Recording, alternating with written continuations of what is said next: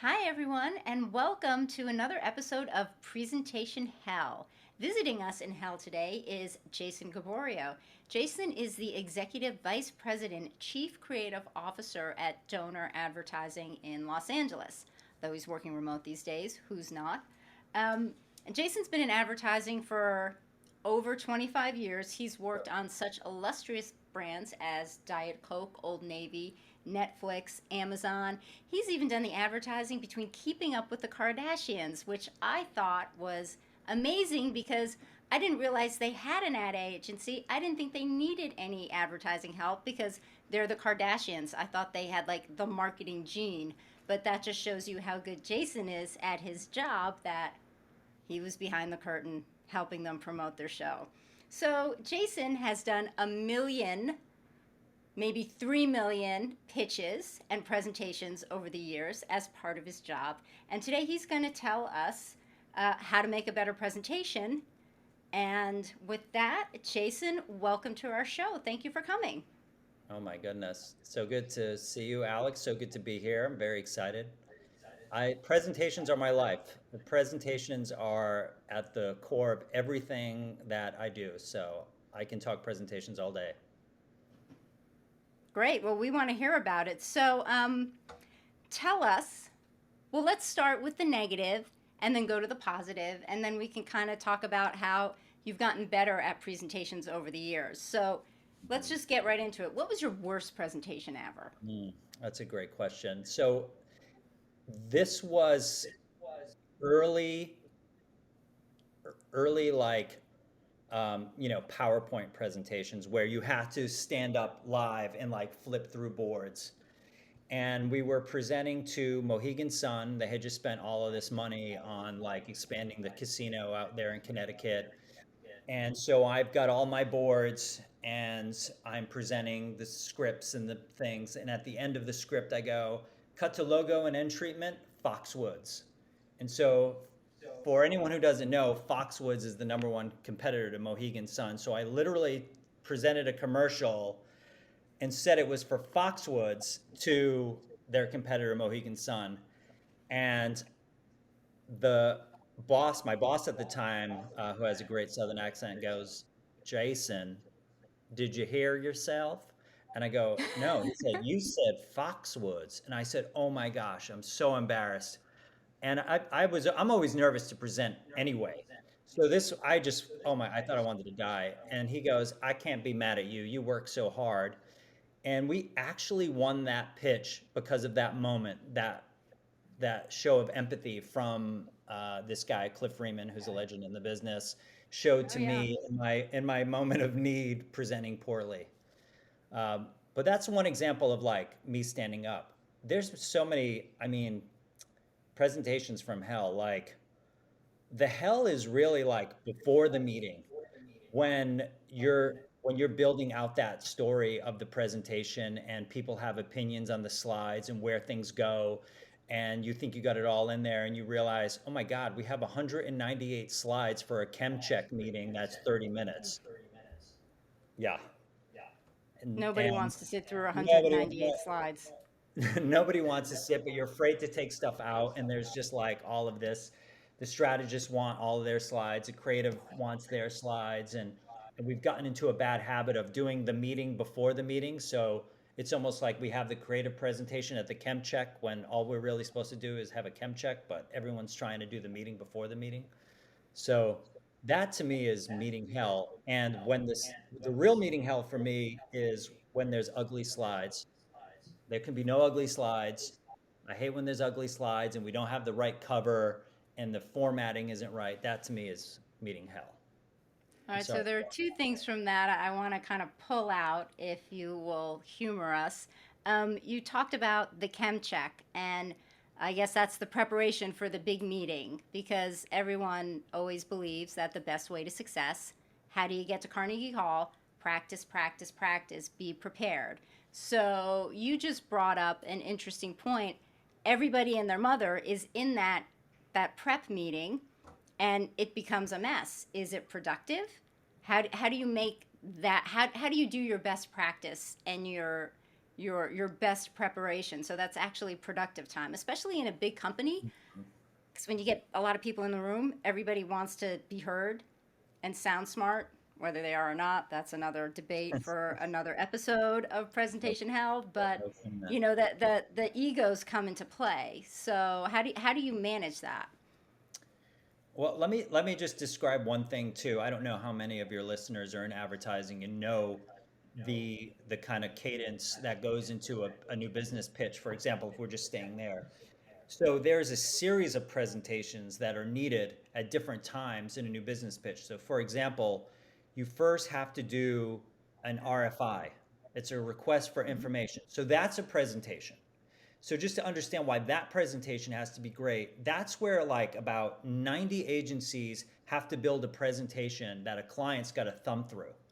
And it's a very dense presentation with a lot of information about your agency and who's there and where you're from and the work you've done. It's really dense and there's numbers. So that's presentation one. You know, it's got to look great and it's got to stand out from 90 agencies.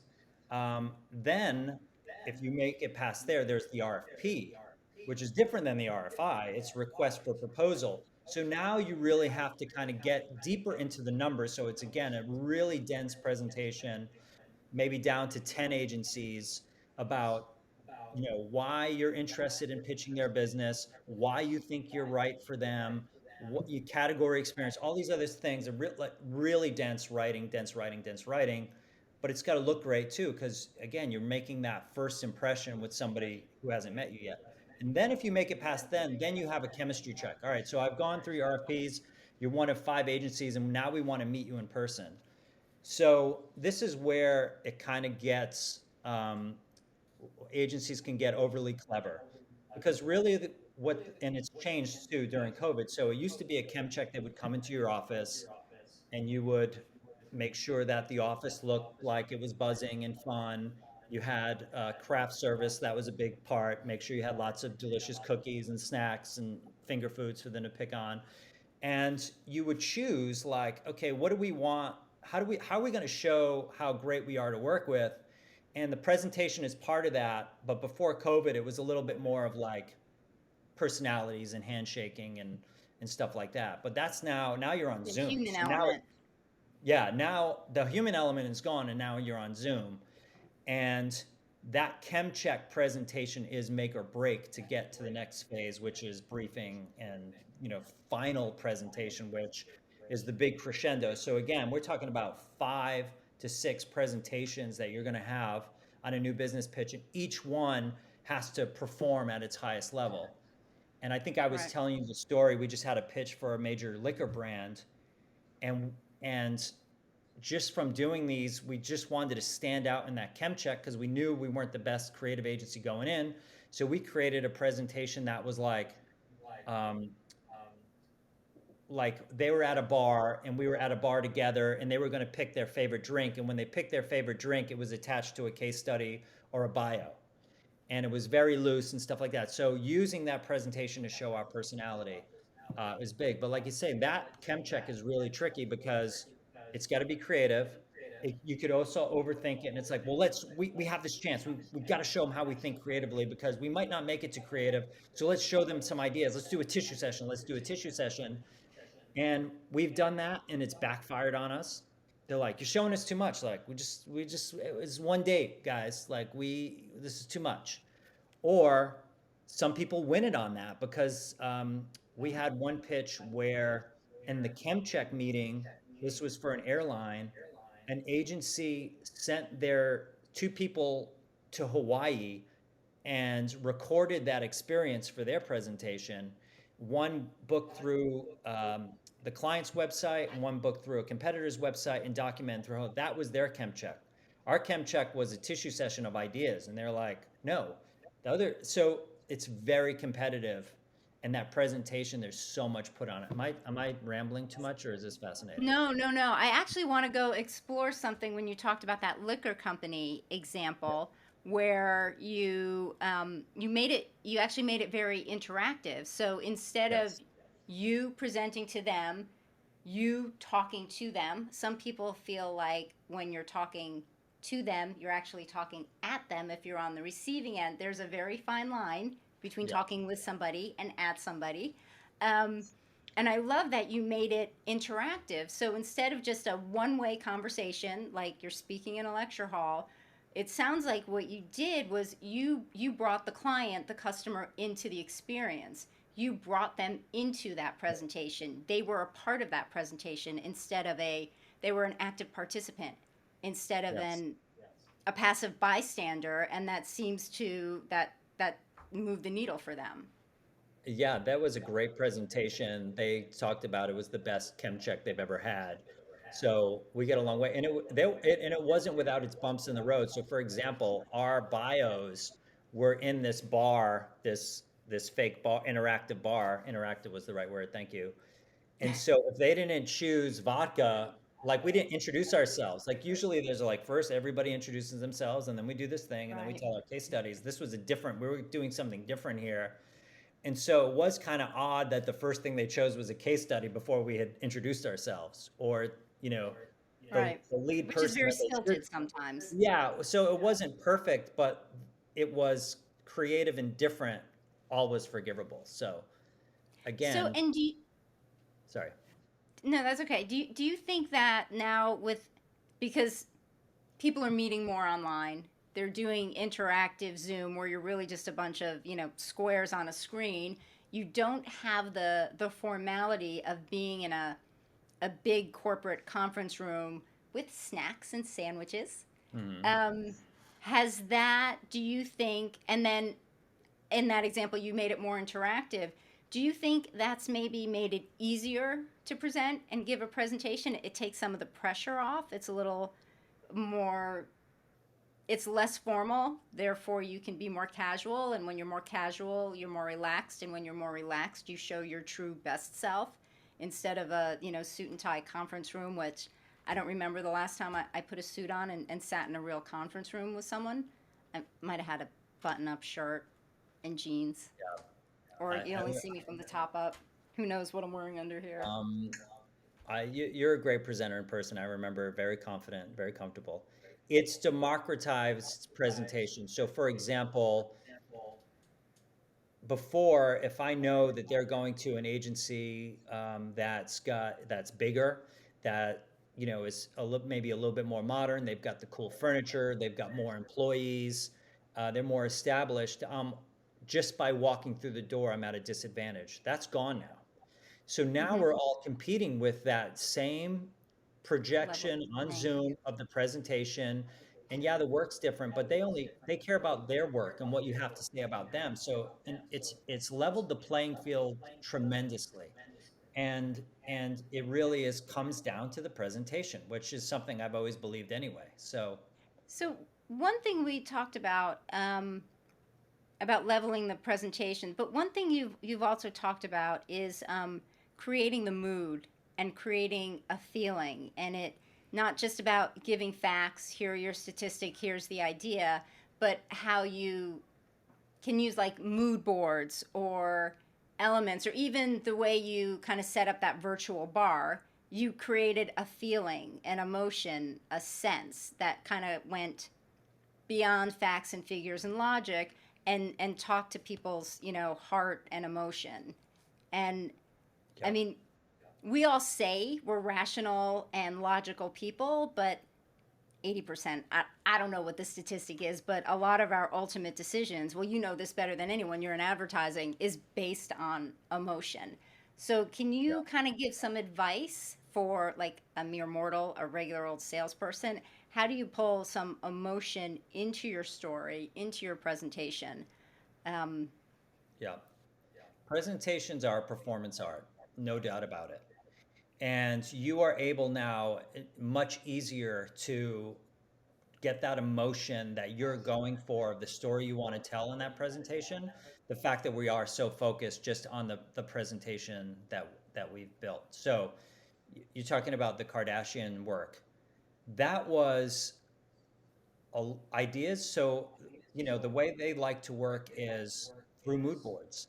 They care about how they look and feel. So we knew that going in. So we set up that presentation to which is all mood board and photographers and artists and how they were going to come to life with little write-ups. That's very different to a hospital presentation that's got to pull at the heartstrings. And what are those perfectly timed visuals that we're going to show that is going to get them to connect with your idea? What are those perfectly timed gifs that you can now include, or that little piece of music, or the way something fades on that can really play to the story that you're trying to tell, that they can connect with emotionally, versus you standing in front of the room and being that Don Draper who can deliver just a perfect, performance presentation. It can come through now again in a bigger way through the way we're able to present, and these new presentation templates that we have out there are just incredible. Yep. So I think what you're saying is, with all the media out there, Google Images, video, YouTube, everyone has, it's democratized media, so everyone has access to a fabulous video, a beautiful picture, something that they can use to pull the heartstrings. Even PowerPoint now, you can put a slide out and it will suggest a design template. So even if you're not a good designer, you can be like, hey, that looks really nice, and you can just apply it. So there are a lot more tools for average people. I say average because I know, and for our audience, I've worked with Jason like 30 years ago, and he really is a brilliant art director and artist. So he does have a talent there. But for the rest of us, we can kind of pull the pieces from online and through all the tools to create an emotional mood, a state that you can then add to whatever facts and figures that people will claim have made their decision based on. But we know it's really the emotion. Yeah. Yeah, I mean, I think the craft of building and design has been, again, there's so many tools, so you don't have to be go to RISD to be a designer, but you do have to, again, know the story that you want to tell and be conceptual, and then go from there to really build your presentation that can resonate to, whether it's a pitch or whether it's you want to win the kitchen redo, whatever it is. Like, there's so many ways to bring that to life, to make you stand out. Excellent. Well, let's just sum up our advice for our listeners today. One is, with media, everything's democratized. You have all the tools at your fingertips, online, through search, through video, through YouTube, to add emotion to your presentations. Understanding the power of Zoom and remote meetings actually democratizes presentations, because you don't need a big formal conference room. You can do a great presentation from your kitchen, which a lot of people did during COVID, but it has leveled the playing field. So there are a lot more tools out there for you to make a fabulous presentation. Absolutely. Don't be afraid to show personality. Thank you. It's so well appreciated when somebody finally does show a little bit of like creativity and fun. A well-timed GIF, even at the end, the thank you slide, if it's dogs wearing a birthday hat and explodes, like, it just makes everyone's day. Well, I Um, think even going back to the beginning, your example where you said the wrong client name, and the client accepted it anyway because you showed your human side. yep, At the end of the day, we're all just people trying to get by. And if yep, you aren't afraid to show that, your authentic side, just be your true self, I think other people will appreciate it. absolutely, absolutely. Wonderful. Well, thank Pres- you very much, Jason. Anytime, Alex. I love talking to you. I love talking about presentations. I covered all. Always a pleasure. All right.